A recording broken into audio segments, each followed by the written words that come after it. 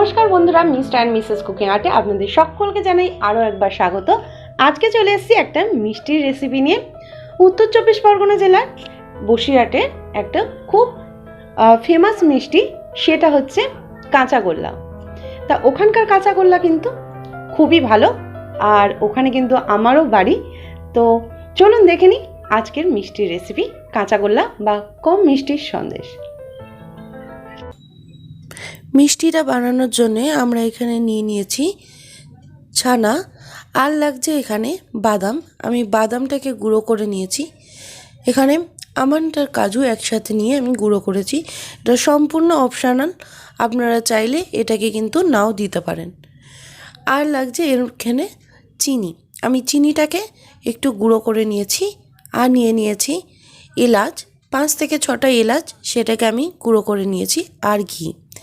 চলুন আগে ছানাটাকে রেডি করে নিই, তারপরে আমরা মেন রেসিপিতে যাব। আমি ছানা রেডি করার পদ্ধতিটা আমি দেখিয়ে দিচ্ছি। আমরা এখানে নিয়েছি 1.5 লিটার পরিমাণে দুধ, আর সেই দুধটাকে আমি ভালো করে ফুটিয়ে নিচ্ছি। নেওয়ার পরে এখানে আমি ইউজ করেছি ভিনিগার।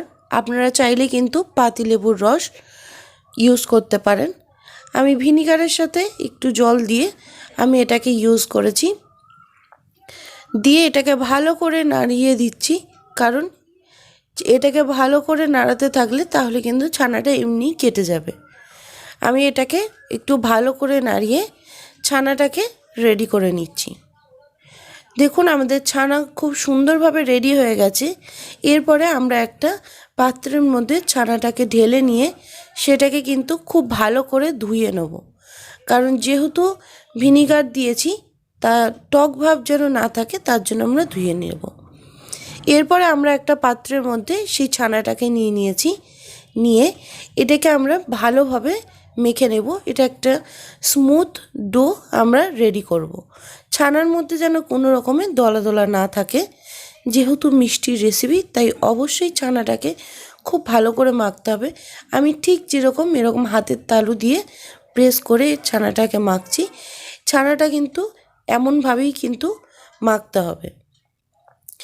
ছানাটা আমরা ভালো করে আগে মেখে নিচ্ছি।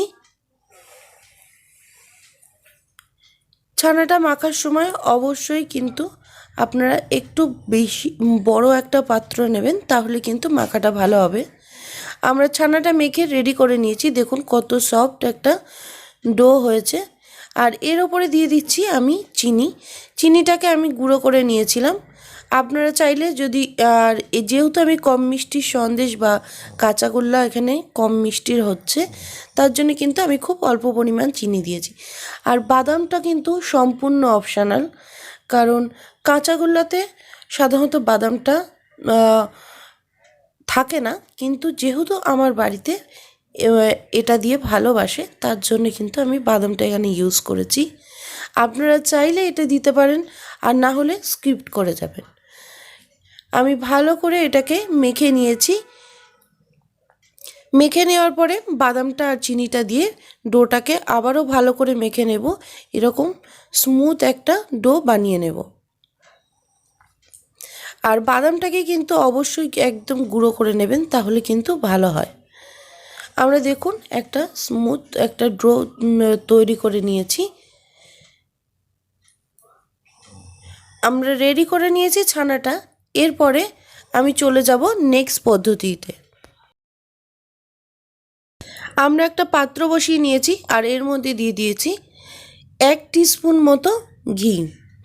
আমি এখানে ঘি ইউজ করেছি, যেহেতু এটা একটা মিষ্টির রেসিপি।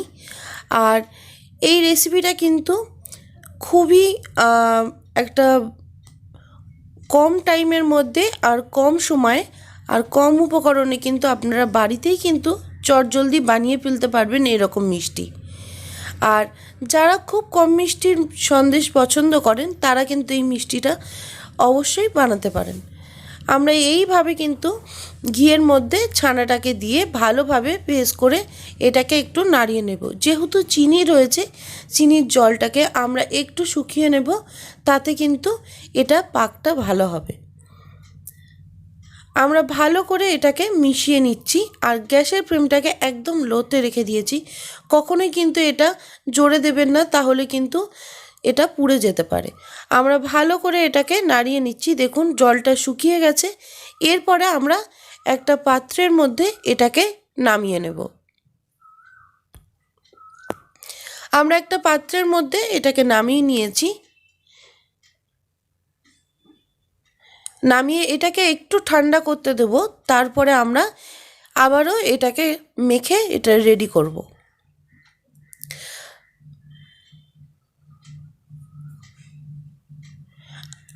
এটা আমরা ঠান্ডা করে নিয়েছি। এরপরে আমরা ছানাটাকে কিন্তু আবারও প্রথমে যে অবস্থায় আমরা হাত দিয়ে প্রেস করে মেখে নিচ্ছিলাম সেইভাবে কিন্তু মেখে নেব। তার আগে আমি দিয়ে দেবো এলাচের গুঁড়োটা। আমি এলাচের গুঁড়ো দেওয়ার পরে এটাকে ভালো করে মেখে নিচ্ছি।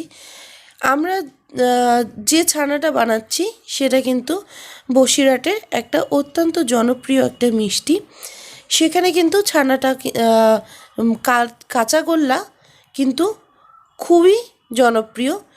আর সেখানে বাদামটা কিন্তু ব্যবহার করা হয় না। আমি প্রথমেই বললাম যে বাদামটা সম্পূর্ণ অপশনাল, এটা আপনারা চাইলে স্কিপ করে যেতে পারেন। দেখুন আমরা ছানাটা কিন্তু খুব ভালোভাবে আবারও হাতের তালুর সাহায্যে মেখে নিয়েছি। আর দেখুন একদম ভেঙে যাচ্ছে না, খুব সুন্দরভাবে কিন্তু গোল হয়েছে। পাকটা কিন্তু অবশ্যই ভালো করে দিতে হবে, যাতে বেশি ড্রাইও না হয়ে যায় আর বেশি যেন পাতলাও না থাকে, তাহলেই কিন্তু পাক এটা সুন্দর হবে। দেখুন একদম গোল গোল করে নিয়েছি। আপনারা চাইলে যে কোনো শেপে এটা রেডি করে নিতে পারেন। আর আমি ওপর থেকে দিয়ে নিয়েছি কাঁচাগোল্লায় একটা করে এলাচের দানা। এটা সম্পূর্ণ অপশনাল, আপনারা চাইলে এটা ব্যবহার করতে পারেন। তাহলে রেডি হয়ে গেছে আমাদের খুব কম সময়ের মধ্যে কম উপকরণে সহজ পদ্ধতিতে কাঁচাগোল্লার রেসিপি। তাহলে রেডি হয়ে গেল আমাদের একদম খুব সুন্দরভাবে আর কম সময়ের মধ্যে কাঁচাগোল্লার রেসিপি।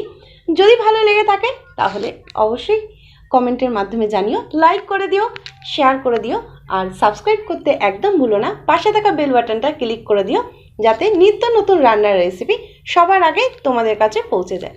আজকের মতো রেসিপি এখানে, আবারও ফিরে আসবো নতুন কোনো রেসিপি নিয়ে।